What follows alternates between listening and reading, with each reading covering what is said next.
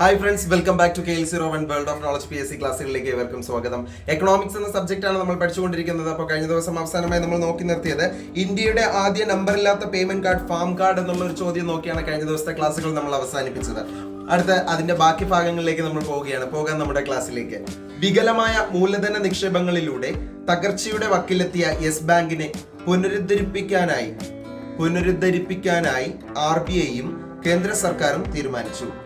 അപ്പോൾ വികലമായ മൂലധന നിക്ഷേപങ്ങളിലൂടെ തകർച്ചയുടെ വക്കിലെത്തിയ യെസ് ബാങ്കിനെ പുനരുദ്ധരിപ്പിക്കാനായി RBIയും കേന്ദ്ര സർക്കാരും തീരുമാനിച്ചു. യെസ് ബാങ്ക് പ്രവർത്തനം ആരംഭിച്ചത് 2004 ആസ്ഥാനം മുംബൈയാണ്.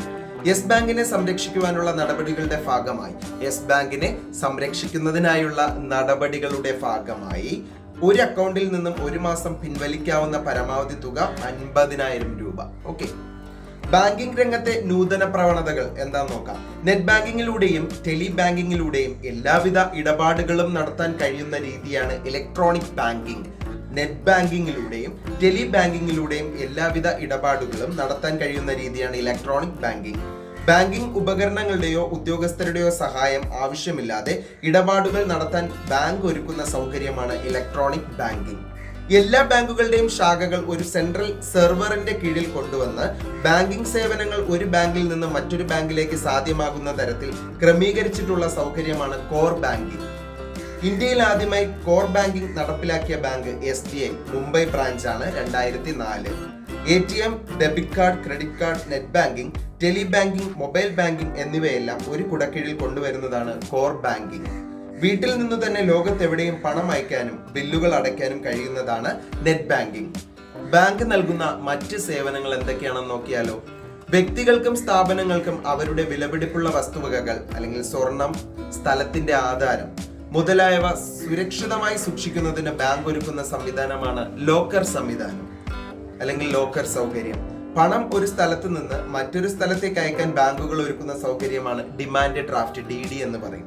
ലോകത്തിന്റെ ഏതു ഭാഗത്ത് നിന്നും സ്വന്തം അക്കൗണ്ടിലേക്കോ മറ്റൊരാളുടെ അക്കൗണ്ടിലേക്കോ പണം അയക്കുന്നതിന് ബാങ്ക് നൽകുന്ന സേവനമാണ്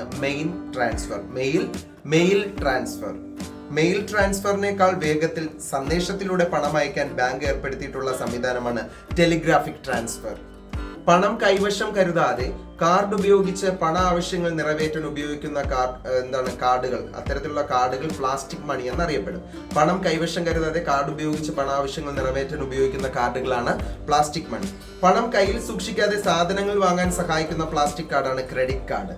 ബാങ്കിൽ പോകാതെ ഏത് സമയത്തും പണം പിൻവലിക്കാനുള്ള സംവിധാനം ATM, ഓട്ടോമാറ്റഡ് ടെല്ലർ മെഷീൻ.